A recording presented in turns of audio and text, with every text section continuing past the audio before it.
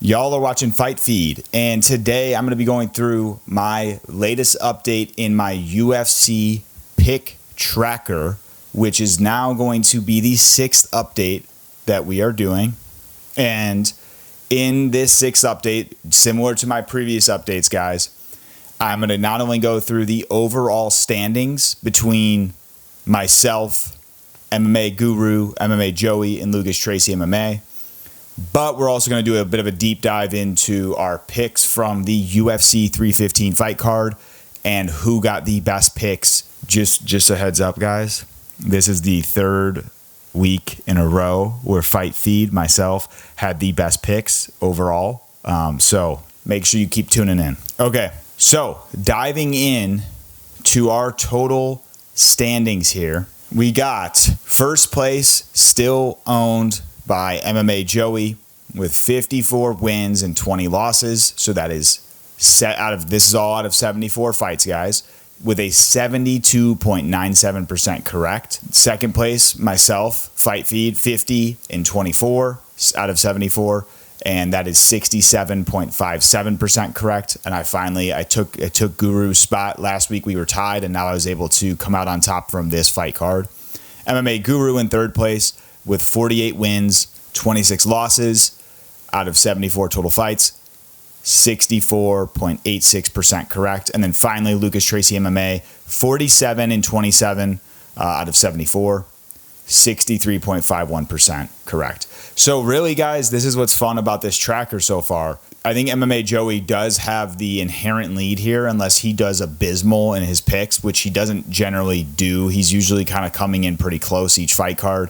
But really, between like myself, Guru, and Tracy, like we can all kind of be neck and neck here, just based on performance, individual performance on any given card. Taking a look at the current card and just giving you guys a view of how we all did collectively on the UFC 315 pay-per-view card.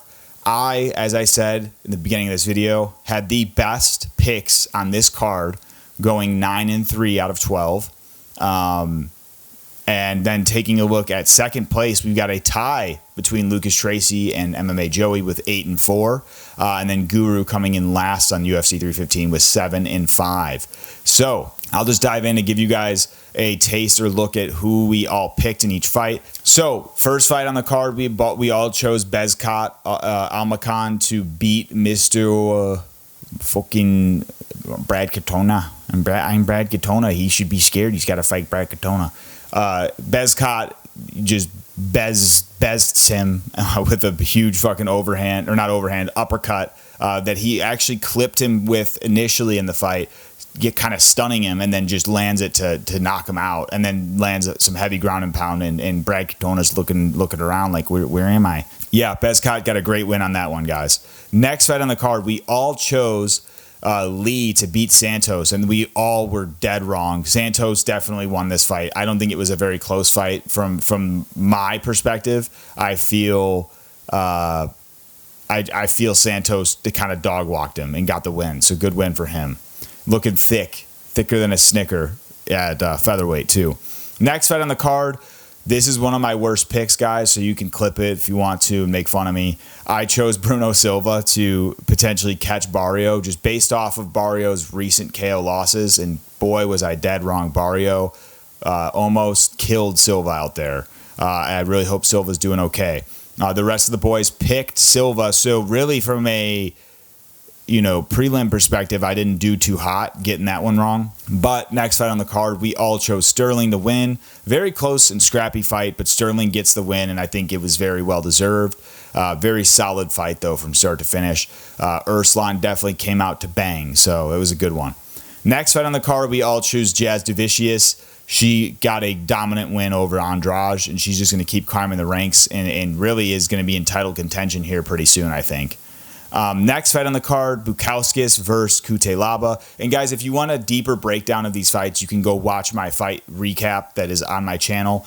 This one is really more so just to kind of give a quick view into the picks. So Bukauskas versus Kutelaba, I chose Bukauskas.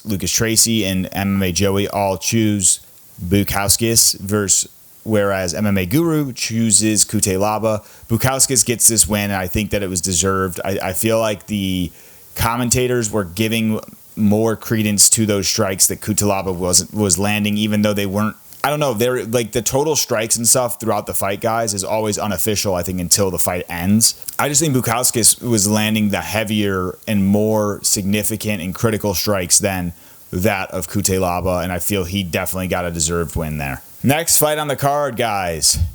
Chuck Buffalo versus Mike Malott. And myself, Guru, and Tracy all picked Chuck Buffalo to get the W here. And unfortunately, Mike Malott said otherwise and got a crispy KO, a very solid KO. Should have got a performance bonus, in my opinion. And MMA Joey picked Malott. Very good pick for him.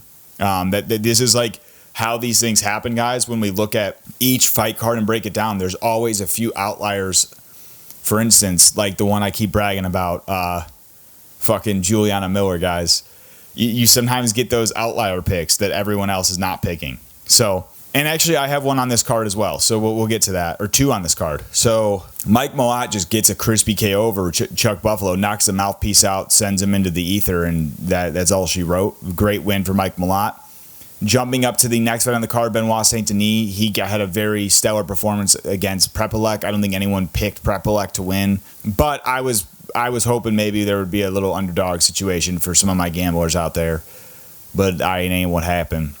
Next fight on the card, we had Silva versus Grasso. This was a masterclass performance from Silva. She looked fantastic on the feet, was able to bring the fight to Alexa Grasso, stay on the outside, but just catch Grasso with several different strikes. Grasso brought that Mexican spirit out. She looked great, but definitely a step behind Silva, and I think Silva is definitely going to be next up in that title contention picture there. So, great win for Silva there. Next fight on the card, we've got Zahabi versus Aldo. This is the first one that I had where I was actually the only one to pick Zahabi, and thank the good Lord Zahabi was able to pull it off, boys. Zahabi looked really good throughout this fight, but Aldo looked really great as well. Was landing very solid combos to the body. Dude, when Aldo rips to the body, man, he's throwing some vicious fucking hands. But Zahabi was able to kind of weather the storms and even weather a finishing sequence in round 3 to then pull the fight, literally rip the fight from Aldo's hands and take it for himself. Very, very great finish to the fight from him. Ultimately, it could have been a contested decision, I think, from perhaps some people, but I feel Zahabi should have got the win, and that's definitely because I was picking him. So at this point, guys, I actually went 5 for 5 on the main card. So really where I think I made up my initial losses early was made up by these main card picks where I went 1, 2. You could have done a 5-leg parlay for my picks, guys. I don't know what you'd get paid, but could have followed that and got yourself some nice monies there, probably. Next fight on the card, though, we got Shevchenko versus Firo. I picked Shevchenko to win, and I feel it was a pretty convincing unanimous decision. She looked fantastic, was outstriking Firo, landing the heavier shots, stunning her, making her bleed. Firo landed some shots of her own, but I just don't think she was ever really fully in control from a striking perspective. I think that she clinched quite a bit and was able to control there, but not really do much in the open octagon striking, where I think Shevchenko just was a better striker. And I knew that would happen, guys. Like, people are sleeping on Shevchenko. Why is she an underdog? Like, this girl's only lost to fucking Amanda Nunes and Alexa Grasso. Like, she doesn't lose to other people, I feel like. Like, guys, think about that. Shevchenko's got 4 losses on her record. 3 of those losses are from Amanda Nunes. She has 1 loss to Alexa Grasso and then 1 tie to Alexa Grasso. Every other fight she's won. I know that there's been some contested stuff, but let's be honest, Shevchenko's a marauder, okay? She's one of the best to ever do it. And honestly, outside of Amanda Nunes being out of the picture, she's absolutely like the GOAT, okay, of women's MMA. 7 title defenses, now 8. Not 8 consecutive, but 8 total. Anyways, moving on. Next fight on the card, JDM versus Bilal. I picked JDM, so did MMA Guru, and so did Lucas Tracy. And of course, guys, MMA Joey, you know, of course he picks Bilal, like we all knew that. And Bilal got his ass whooped, but Bilal looked great. I'm not going to sit here and shit on Bilal because Bilal had the most impressive performance, most impressive and entertaining performance of his career in this fight. He was also able to get a fight of the night bonus, which I don't know how many he's gotten. I think that might have been the first. But JDM, guys, like I said this before, and I made that 45-minute fucking video watching his striking. He is a fantastic striker and one of the best the UFC's had. So I just knew JDM would be able to mix it up with Bilal. I knew he'd be able to land those crispy body-to-head combos that he always lands on his opponents, and then use that, like I said in my breakdown of his striking, use the ability to switch stances, to set traps in the opposite stance. He was landing quite heavily in southpaw, but I think what was nice is that Bilal, in certain cases, was picking up on those stance switches and actually finding success of his own on the feet. So that was great to see from Bilal. But ultimately, I just felt Jack was crispier and landed the heavier shots, especially at the end of the fight. I mean, guys, the finishing instincts of Jack Della Maddalena, this guy goes in there to finish fights. And when he says that, a lot of fighters say this and they don't do it. Ian Gary, sorry. Anyways, Jack goes out there to finish fucking fights. He wants to end the fight, even if he's tired and it's the 5th round. Like, he's going for the kill, and that's what he did. So you have to respect it. And I'm so fucking happy he won this championship belt. JDM is just like an all-around solid fucking guy. You can just tell. Like, he's not the guy that wants to talk. He just wants to fucking bang. And, like, those are the silent killers, man. And the silent killers are fun to fucking watch because he has an intensity to him that cannot be matched, I don't think. I think he literally, like, has a switch that flips that turns him into this psycho. And he's just so fun to watch in the octagon, so fucking crispy with his boxing. Ultimately, this made for one of the best title fights, I think, of this year.